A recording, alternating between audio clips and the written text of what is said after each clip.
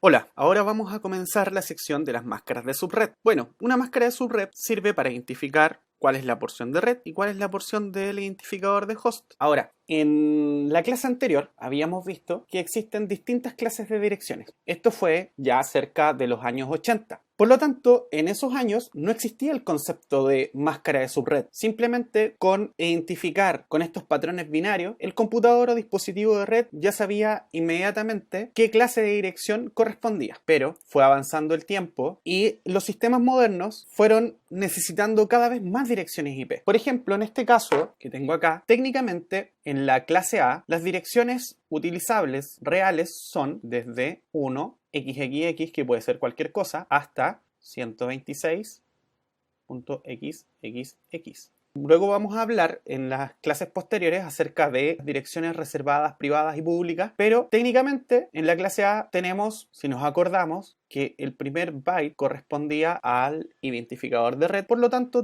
tenemos 126 posibles combinaciones para redes. En la clase B ya tenemos una cantidad mayor donde los dos primeros bytes, ¿verdad?, sirven como identificador de red. Por lo tanto, tenemos una mayor combinación posible de redes disponibles. Por ejemplo, podemos decir que tenemos la dirección 128.1, 128.2, 128.3 y así sucesivamente. Pero a medida que fue creciendo la necesidad de utilización de direcciones IP, ya sea porque algunas universidades empezaron a conectar a Internet, institutos y luego las personas, este esquema de clase de direcciones ya empezó a quedar obsoleto. Es por eso entonces que bajo la excesiva demanda de dispositivos que se conectan a la red, cerca de los años 90 se propuso y se creó la máscara de subred, ya que este esquema de direcciones quedó completamente reducido bajo la cantidad excesiva de dispositivos que se estaban conectando a Internet. Si tengo una dirección de 32 bits, ¿no sería ideal como administrador de red indicarle cuál va a ser la cantidad de bits que voy a utilizar como porción de red de forma arbitraria? Es por eso entonces que ahí forma parte fundamental lo que son las máscaras de subred.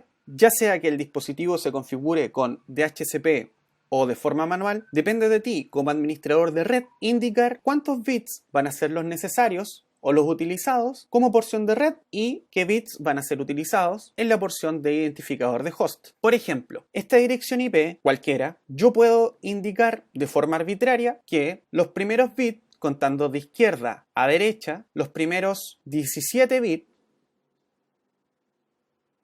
van a corresponder a mi porción de red. Esto quiere decir que son 17 bits. Y los 15 bits restantes van a corresponder entonces a la porción de host. Hay dos formas de indicar o de representar la máscara de subred. La forma corta, y es donde apareció, digamos, la primera información acerca de la asignación de bits que van a corresponder a la máscara de subred, es con un backslash y la cantidad de bits que corresponden a la porción de red, que en este caso son 17.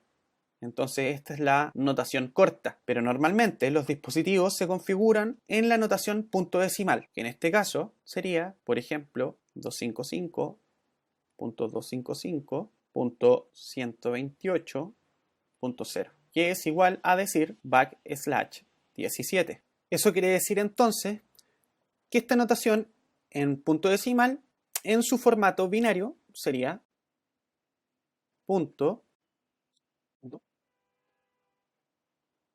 Esta sería entonces la máscara de subred en formato binario. A este tipo de direcciones se les conoce como direcciones classless, que a diferencia de las direcciones que vimos anteriormente, como las que corresponden a la clase A, clase B, clase C, clase E y clase D, que se le denominan direcciones classful. Bueno, aquí ya se puede ver mucho más claro, donde tengo la dirección IP en formato binario y la máscara de subred en formato binario también. Aquí se puede ver, como te digo, mucho más claro la línea divisoria en donde voy a hacer la división entre lo que es la porción de red para la dirección IP y la porción de host para la dirección. Entonces, aquí sería la división para la porción de red, indicando que esta dirección va a tener entonces 17 bits correspondientes a la porción de red y los 15 bits correspondientes a la porción de host. Y así sería en su formato punto decimal. Esta dirección IP corresponde a la 192.168.10.2, donde la línea divisoria la indico en el bit número 17 con el backslash 17 y en los dispositivos de red, y aquí lo presento como tú lo deberías configurar, ya sea por DHCP o de forma manual, como debería quedar. Sería 192.168.10.2 y la máscara de subred 255.255.128.0. Esto en los sistemas modernos es obligatorio, es así como debes indicarlo. La dirección IP va amarrada siempre a una máscara de subred para así poder indicarle al dispositivo de red cuál va a ser la porción de red.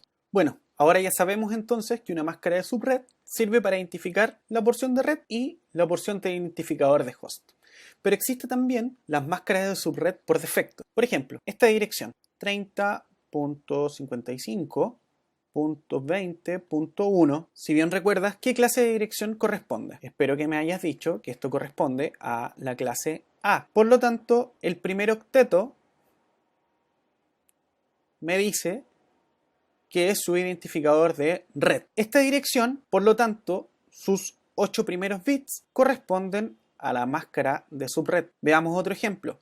Tengo la dirección 129.33.41.3 y esta dirección corresponde a una dirección de clase, espero que me hayas dicho que es una dirección de clase B.